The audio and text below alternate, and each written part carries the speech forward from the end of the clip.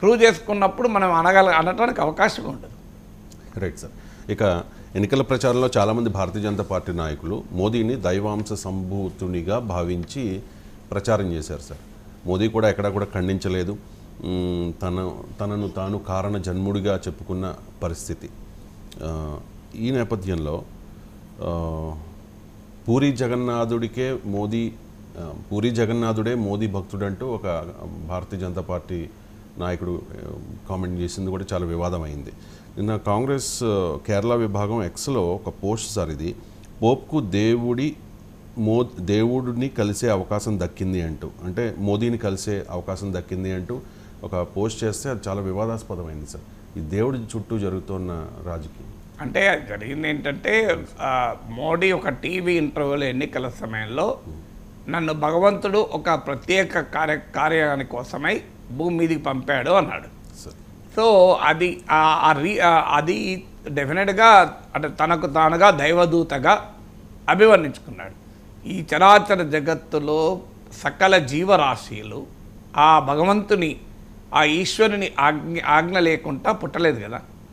ఈశ్వరుని ఆజ్ఞ లేకుండా చీమ కూడా కదలదు.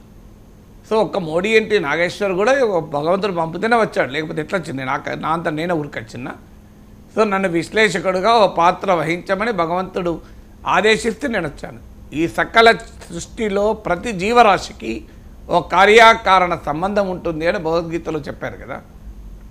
అంటే ఏ జీవరాశికైనా ఒక కారణం ఉంటుంది జన్మెత్తడానికి, అదొక కార్యాన్ని నిర్వహిస్తుంది. ఆఖరికి పేడ పురుగుకు కూడా ఒక కార్యకారణ సంబంధం ఉంటుంది. ఇది తత్వచింతన, భారతీయ తాత్విక చింతన, ఆధ్యాత్మిక చింతన. అందువల్ల కారణము లేకుండా ఈ భూమిపైన ఏ జీవిని భగవంతుడు సృష్టించాడు. భగవంతుడు కాలక్షేపం చేస్తాడు, సృష్టిస్తాడా? అందువల్ల ఈ సృష్టిలో ప్రతి జీవరాశికి ఒక పని ఉంటుంది కనుకనే భగవంతుడు ఆ పని మీదనే పంపిస్తాడు. సో అందువల్ల అది రవిశంకర్కి యాంకర్ అనే పని చెప్పి పంపించారు, నాగేశ్వర్కు విశ్లేషకుగా పంపాడు, ఆ కెమెరామెన్కు కెమెరా పట్టుకోమని పంపించాడు భగవంతుడు. సో ప్రతి ఒక్కరికి ఏదో ఒక రోల్ అసైన్ చేస్తారు. సో నరేంద్ర మోడీకి ప్రధానమంత్రిగా రోల్ అసైన్ చేశాడు. సో కానీ అది తనను మాత్రమే దైవ కార్యం మీద పంపించారు. ఈ మిగతా సృష్టిలో సమస్త జీవరాశులకు ఏ పని లేకుండా భగవంతుడు సృష్టించాడు అనుకుంటే అది పొరపాటు కదా. సో అందువల్ల అది అరగెన్స్. దానికి ఇప్పుడు ఇంద్రేష్ కుమార్ ఆర్ఎస్ఎస్ అధినేత ఓ మాట చెప్పాడు. సో రామభక్తులకు కూడా అహంకారము ఎక్కింది కనుక రాముడు క్షమించలేదు అని. అంటే ఆ శ్రీరామచంద్రుడు కూడా తన భక్తులైన వారికి కూడా అహంకారం ఎప్పుడైతే ప్రవేశించిందో వారిని 240 దగ్గరే ఆపాడు. ఇది ఆర్ఎస్ఎస్ నాయకుడు ఇంద్రేష్ కుమార్ వ్యాఖ్య. తర్వాత మోహన్ భగవత్ వ్యాఖ్య, అన్నీ తానే చేశానని చెప్పుకోవడం స్వయం సేవకుని లక్షణం కాదు అన్నాడు. స్వయం సేవకుడు తన పని తాను చేసుకుంటూ పోవాలంతే తప్ప తన వల్లే జరిగింది అనడం స్వయం సేవక లక్షణం కాదు అన్నాడు. భారతీయత, ఆధ్యాత్మిక చింతన, హిందూ ధర్మము, హైందవం కూడా అదే చెప్తుంది. కర్మములు చేయుడు యందు మాత్రమే నీకు అధికారం ఉంది, కానీ ఆ కర్మముల ఫలితములను ఇచ్చేది నేనే అంటాడు శ్రీకృష్ణుడు. అంటే పని చేయడం మన వంతు, ఫలితం ఇవ్వడం భగవంతుని వంతు. ఆయన అట్లని కర్మములు చేయటం ఆపకూడదు మానవుడు అంటాడు. అందువల్ల ఇది కదా భారతీయత. హిందూ ధర్మం ఇది చెప్పేది ఏంటి? అన్నీ నేనే చేశానని హిందూ ధర్మం చెప్తుందా? అర్జునుడికి శ్రీకృష్ణుడు చెప్పింది ఏంటి? నీవు అహంకారంతో వ్యవహరిస్తున్నావు, వీళ్ళందరినీ నువ్వే చంపుతున్నావు అని అనుకుంటున్నావు, ఆ అహంకారాన్ని వదులుకో అర్జున కదా భగవద్గీత సారాంశం.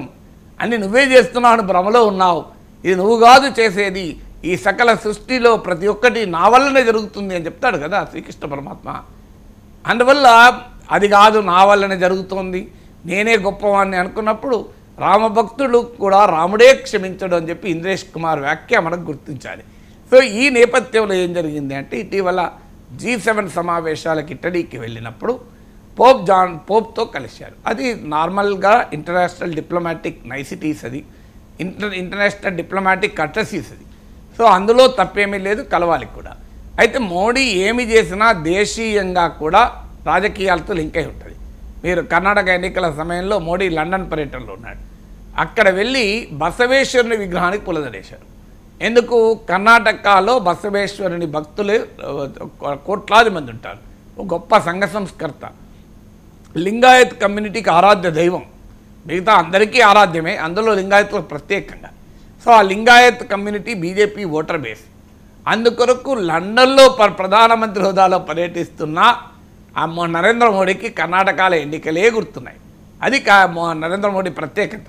సో ఆయన ఏ పని చేసినా డొమెస్టిక్ పాలిటిక్స్, దేశీయ రాజకీయాలతో లింక్ అయి ఉంటుంది. ఎందుకంటే దేశంలో క్రిస్టియన్ ఓటర్లను ఆకర్షించడానికి బీజేపీ ఒక పెద్ద ప్రయత్నం చేస్తోంది. ఇందులో సక్సెస్ కూడా అయింది. ఇప్పుడు గోవాలో బీజేపీ అధికారంలోకి వచ్చింది, నార్త్ ఈస్ట్ క్రిస్టియన్ డామినేటెడ్ స్టేట్స్లో అధికారంలోకి వచ్చింది, కేరళలో తన ఓటింగ్ పెంచుకుంది. ఈవెన్ త్రిశూర్లో సురేష్ గోపి గెలవడంలో కూడా ఒక క్రిస్టియన్ చర్చిలో ఒక విభాగం సపోర్ట్ చేయడం ఒక కారణం. అందువల్ల ఈ క్రిస్టియన్ అవుట్ రీచ్లో భాగంగా మోడీ పోప్ను కలిశాడు అనేటువంటి అభిప్రాయం ఏర్పడింది. పోప్ను కలవడం ఇంటర్నేషనల్ డిప్లొమాటిక్ నైసిటీ కావచ్చు, కానీ మోడీ గతంలో ఏం చేసినా, ప్రపంచంలో ఎక్కడ ఏమి చేసినా భారతదేశంలో ఉన్న ఓటర్లను దృష్టిలో పెట్టుకొని చేస్తాడన్నది మన అందరికీ తెలుసు కనుక ఈ భావన కలిగింది, స్ఫురించింది. దాన్ని సటారికల్గా కేరళ కాంగ్రెస్ డిజిటల్ పవర్లో చాలా యాక్టివ్గా ఉంటారు. సో వారు విమర్శనాత్మకంగా వ్యంగ్యాస్త్రాన్ని ప్రయోగించారు. పోపుకు చివరకు భగవంతుని కలిసే అవకాశం వచ్చింది అని. కానీ అది భారతీయ జనతా పార్టీ సమర్థవంతంగా వెనక్కు కొట్టింది. బీజేపీకి ఉన్న ప్రత్యేకత ఏంటంటే తన పైన వచ్చిన దాడిని కూడా అస్త్రంగా మార్చుకోగలుగుతుంది. మేనేజ్మెంట్లో ఒక సూత్రం జయశంకర్ గారు, స్వాట్ analysis, strengths, weaknesses, opportunities, threat. వీక్నెస్ను స్ట్రెంగ్త్గా మార్చుకోవాలి, థ్రెట్ను ఆపర్చునిటీగా మార్చుకోవాలి. అప్పుడే మన జీవితంలో సక్సెస్ అవుతాం. భారతీయ జనతా పార్టీ ఇందులో చాలా ఎఫెక్టివ్. వాళ్ళు ఇప్పుడు మీరు గతంలో రాహుల్ గాంధీ చౌకీదార్ చోర్ హై అని ఒక అటాక్ చేశాడు. వాస్తవంగా అది బలహీనత, అది ప్రమాదం. దాన్ని బ్రహ్మాండమైన అస్త్రంగా మోడీ మార్చుకుని మైహూ చౌకీదార్ అన్నాడు. మోడీ ఎప్పుడైతే మైహూ చౌకీదార్ అన్నాడో లక్షలాది మంది బీజేపీ కార్యకర్తలు తమ సోషల్ మీడియా హ్యాండిల్స్ అన్ని మార్చుకొని మైహూ చౌకీదార్గా మారాడు. సో అంటే రాహుల్ గాంధీ అస్త్రాన్ని వదిలేస్తే అది ఆయనకు పూలమాలైంది నరేంద్ర మోడీకి. సో అందువల్ల బీజేపీకి ఉన్న సామర్థ్యం అది. అందువల్ల ఎప్పుడైతే పోప్ జాన్ పాల్ భగవంతుని కలిశాడంటూ మోడీ పైన వ్యంగ్యాస్త్రం ప్రయోగించారో బీజేపీ దాన్ని పోప్ పైన వ్యంగ్యాస్త్రంగా మార్చింది. అంటే పోపును మీరు అవమానించారు, క్రిస్టియన్ల క్షమాపణ చెప్పాలని బీజేపీ మొదలుపెట్టింది. కాంగ్రెస్ పార్టీ వివరణ ఇచ్చింది, మా ఉద్దేశం అది కాదు, మేము మోడీని ఉద్దేశించి అన్నామని. నిజంగా కూడా కాంగ్రెస్ పార్టీ పోపుని ఎందుకంటది? కాంగ్రెస్ పార్టీ పంచాయతీ మోడీతో పోప్తో కాదు కదా.